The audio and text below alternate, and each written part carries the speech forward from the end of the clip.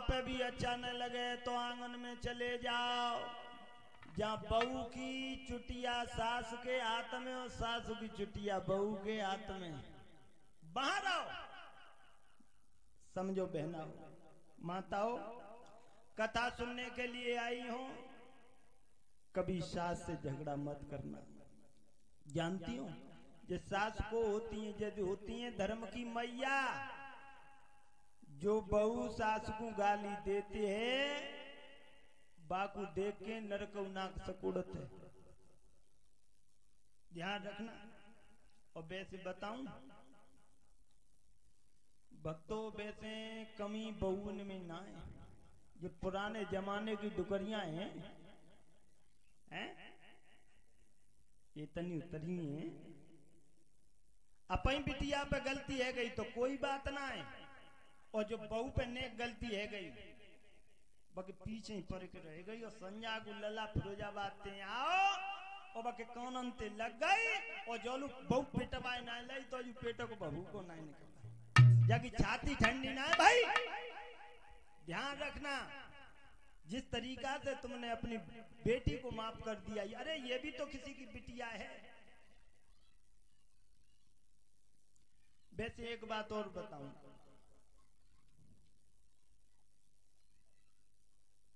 बहुओं को तो ये सोच लेना चाहिए कि अम्मा तो है गई बूढ़ी है और इन्हें गारी देवे की बीमारी है चली, तुम्हें इनकी बात का बुरा नहीं मानना चाहिए। जहां भगवान का ध्यान न होता हो, जहां विद्वानों का सम्मान न होता हो, कलयुग कहने लगा महाराज जितनी जगह बताई वो सब गलत ही गलत बताई, एक भी जगह अच्छी नहीं बताई। महाराज परीक्षित कहने लगे जाओ, कंचनम सुवासनम यथातम, तुम सोने में वास करो, जो कहा सोने में वास करो। गाय रूपी पृथ्वी पृथ्वीमय हो गई, बैल रूपी धर्म परीक्षित के हृदय में समा गए।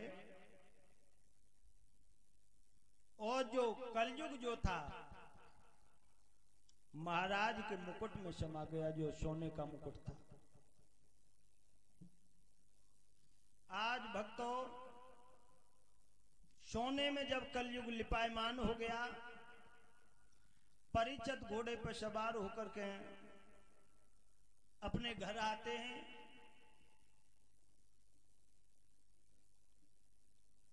बहुत दिन के बाद परीक्षित महाराज के दिमाग में एक बात आई कि जो हमारे बाबा जो थे पंडवा, जो हिमालय में गल गए, उनकी कोष का निरीक्षण करना चाहिए। गए हैं, देखा एक काट का डिब्बा है, उसको खोला है तो उसमें एक बहुत सुंदर मुकुट दिखा, जो मुकुट सोने का था। और जानते हो वो मुकुट किसका था? मगध के राजा जरासंध का था।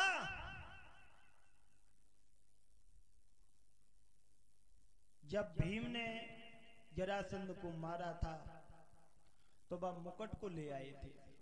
वो मुकुट बहुत सुंदर था जरासंध का। राजा परीक्षित सोचने लगे ये मुकुट बहुत सुंदर है, आज तो इसे ही धारण करेंगे।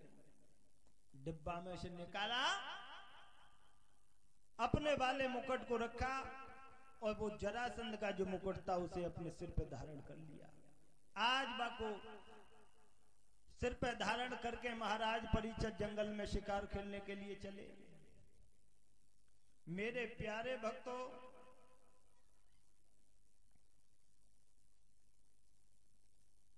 डॉक्टरों का ये कहना है कि अगर घर में कोई मरीज है तो उसकी तो कलम से भी नहीं लिखना चाहिए, क्योंकि उसके अंदर जो रोगी के अंदर बैक्टीरिया होते हैं वो तुम्हें भी हो सकते हैं।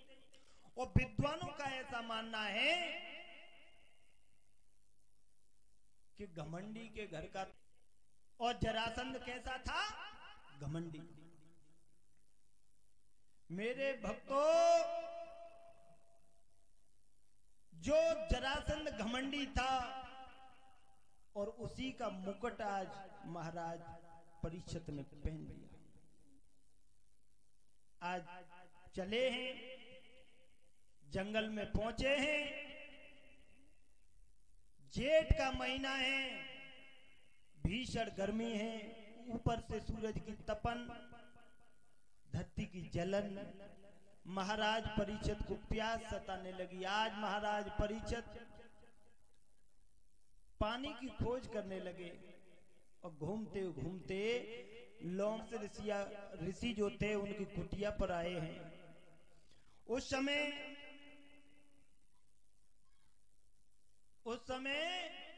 लोमस ऋषि जो थे भगवान का ध्यान कर रहे थे, भजन कर रहे थे।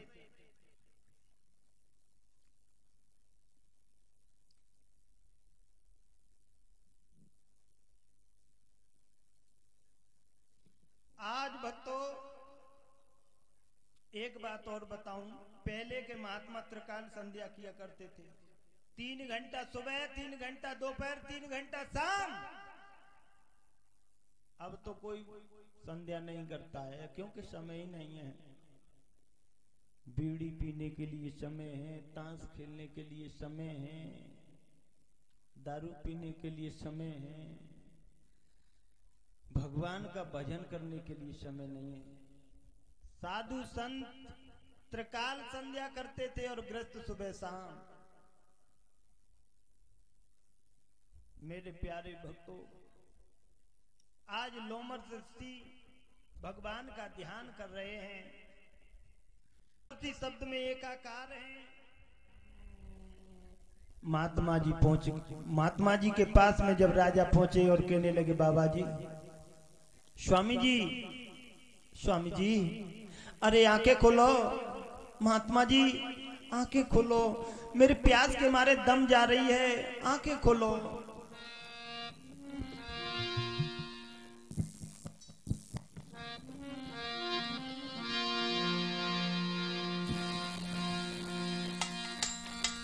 अरे संतन कई अखियां खोलो, बाबा पिलैयो ठंडो नीर। संतन कई अखियां खोलो, बाबा पिलैयो ठंडो नीर।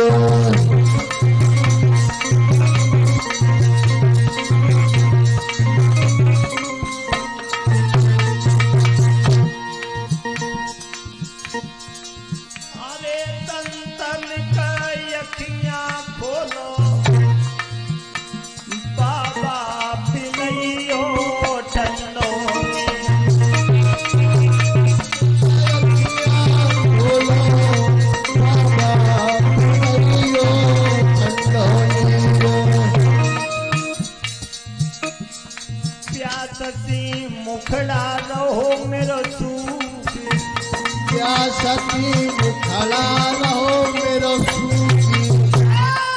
बाबा जियरा रहो है मेरो दुखी, बाबा जियरा रहो मेरो सूखी।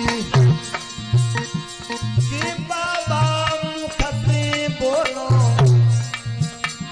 कि बाबा मुख से बोलो, मोको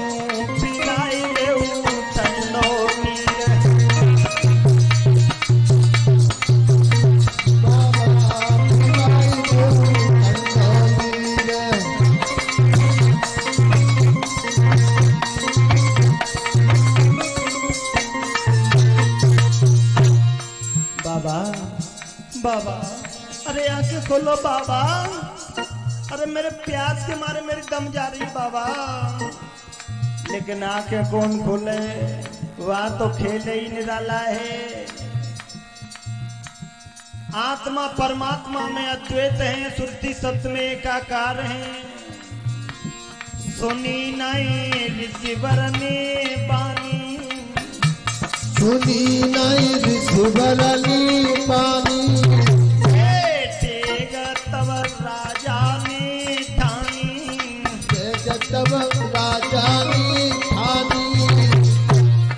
गले में सरफ दो डाली, बाबा पिलैयो ठंडो नीर। गले में सरफ दो डाली, बाबा पिलैयो ठंडो नीर।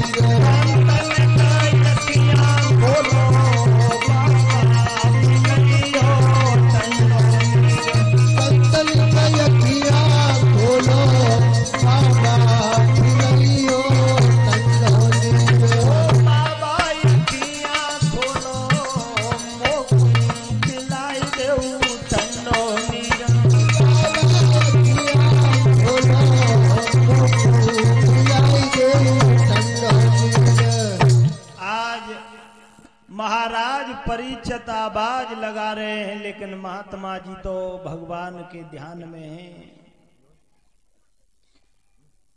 राजा परीक्षित ने देखा है कि महात्मा आंखें बंद किए हैं। इसने समझा जा महात्मा ने हमें देख करके आंखें बंद कर ली, कहीं पानी न पिलाना पड़े, कहीं सम्मान न देना पड़े। अरे मैं काना होता, कुरूप होता, दुनिया में निसंतान होता, मुझे अपने बल का, अपने धन का, अपने रूप का घमंड होता, आंखें बंद कर लेता, मैं कंजूस होता। ए महात्मा तू आंखें बंद कर लेता, लेकिन तूने हमें देख करके आंखें बंद की हैं।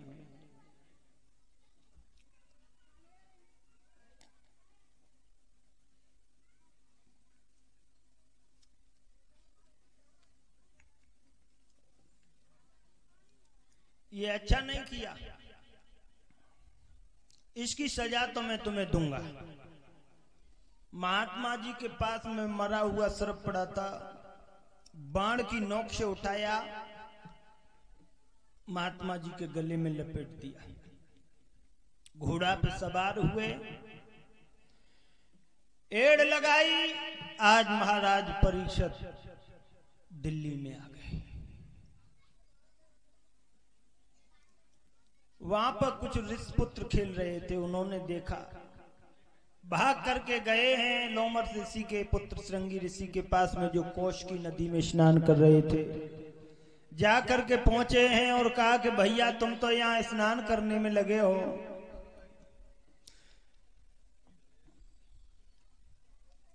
दिल्ली का राजा परीक्षित जो तुम्हारे बाप के गले में मरा हुआ सर्प लपेट के चला गया। श्रृंगी ऋषि ने जिस समय सुना है, मारे क्रोध के मारे शरीर थरथराने लगा, कहने लगा है जब से इन कमीनों ने जमीन इस धरती का अधिकार पाया है, सुशीलता के बदले उल्टा बिच्छू चढ़े आया है। बेइज्जती करने के लिए, अपमान करने के लिए राजा परीक्षित, तुझे मेरा बूढ़ा पिता ही मिला था, हैं? नहीं मानूंगा। हाथ में जल लिया और महाराज परीक्षित को श्राप दे दिया।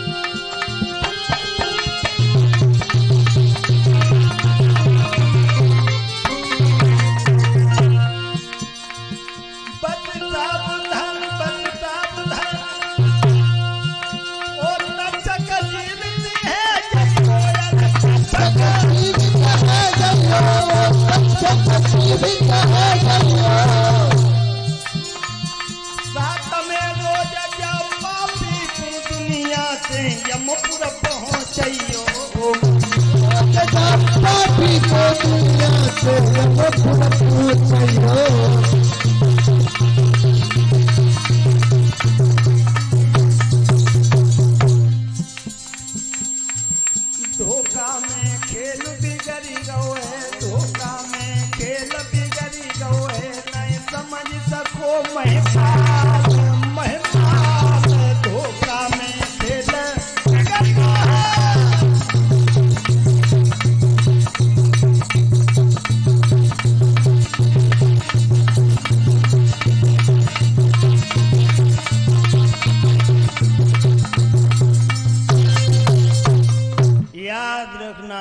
श्राप दे दिया कि साथ में रोज यही तचक जिंदा होकर के तुझे डस लेगा, तेरी मौत हो जाएगी।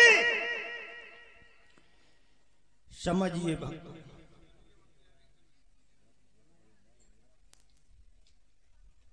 समझिए।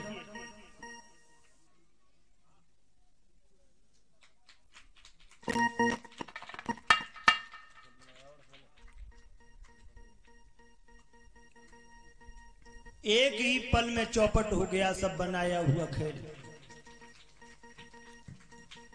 इसलिए कहा है सबसे झगड़ियो सबसे लड़ियो, लेकिन जब फक्कड़ की टक्कर में मते। हाँ, एक बार के लिए तुम भाला बाले से बच जाओगे, लेकिन जब माला बाले से नहीं बचोगे।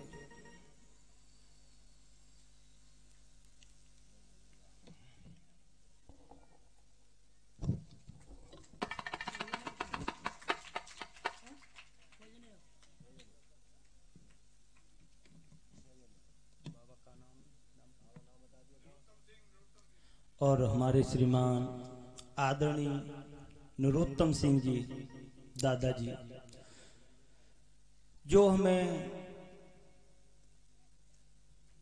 मुद्राओं का हार डाल करके अपना आशीर्वाद दे रहे हैं, भगवान से कामना करेंगे इसी तरह हमारे बुजुर्गों का आशीर्वाद हमारे ऊपर बना रहे। बोलिए गोविंद भगवान की।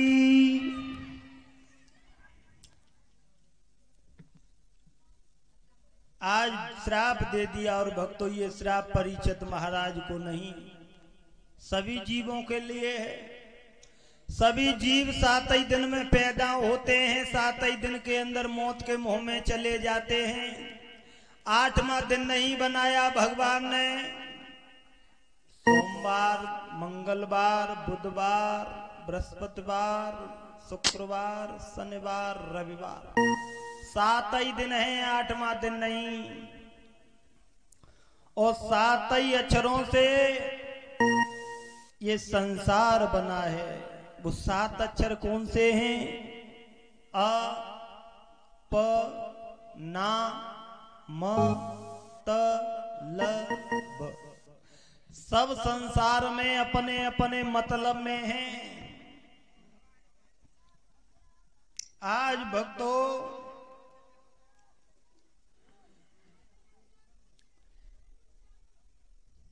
सभी जीवों को ये श्राप लगा हुआ है, परीक्षित महाराज के लिए ही नहीं। 7 ही दिन के अंदर पैदा हुए और 7 ही दिन के अंदर मौत के मुंह में चले जाएंगे। कोई रविवार को जाएगा तो कोई शनिवार को जाएगा, जाना सभी को है। ये एक कड़वा सत्य है।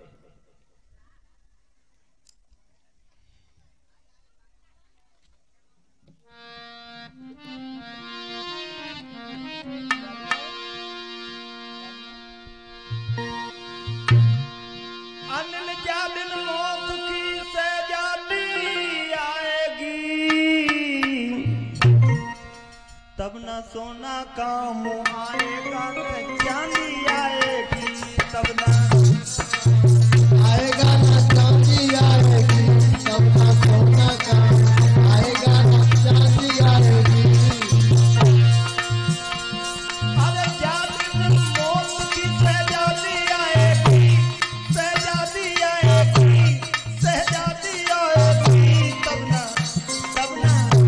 न सोना काम आएगा न चांदी आएगी। आएगा न चांदी आएगी, तब न सोना काम आएगा न चांदी आएगी।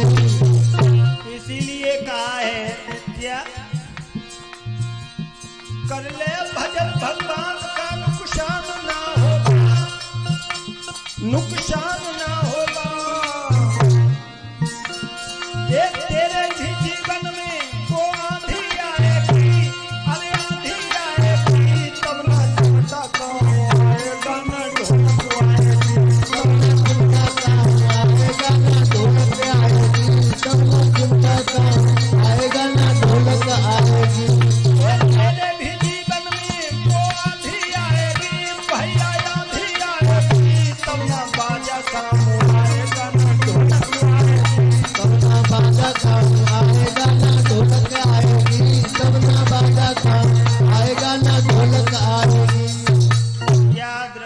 सारी दौलत यहीं पड़ी रह जाएगी।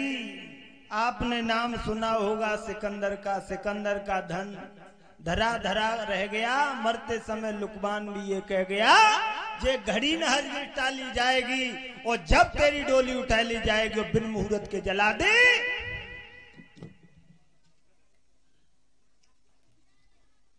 आज मेरे प्यारे भक्तों, हम ये नहीं कह रहे कि पैसा न कमाओ, कमाओ, पैसा कमाओ। गृहस्थी के लिए चाणक्य ने लिखा है कि ज्यादा से ज्यादा धन एकत्रित करना चाहिए, लेकिन दूसरों को सता करके नहीं।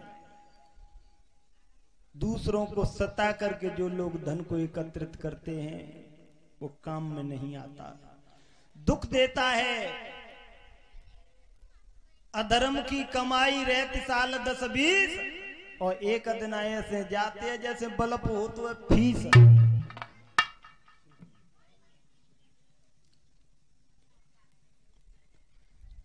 हम ये नहीं कह रहे कि तुम पैसा न कमाओ, कमाओ, लेकिन गरीबन की झोपड़ी में आग न लगाओ, पई कोठी की बनवाए भी के लाए। ध्यान रखना, आज राजा परीक्षित को श्राप दे दिया, और जब श्राप दे दिया है, लोमर ऋषि को जब पता चला है तो श्रृंगी ऋषि से कहा, बेटा परीक्षित नहीं देना था, वैसे ही अपने क्रोध को शांत कर लेते। परीक्षित राजा ऐसे राजा हैं जिनके शासन में शेर और बकरी एक ही घाट पे पानी पीते हैं।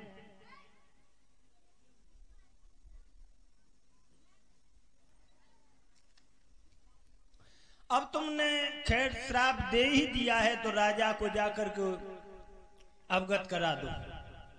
राजा अपनी मौत का इंतजाम करेगा। ऋषिपुत्र पहुंचे हैं, जाकर के आवाज लगाने लगे, महाराज सोने का मुकुट बांधने से तुम सोना हराम कर चुके हो। श्रृंगी ऋषि